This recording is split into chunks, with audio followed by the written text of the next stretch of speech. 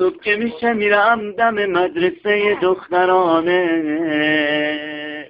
وای میستم تا زنگ مدرسه به صدا در بیاد. همین که زنگ مدرسه به صدا در میاد، گله گله دخترا میریزن بیرون. یکی صدا میزنه مریم، یکی صدا میزنه سارا، یکی صدا میزنه الهه.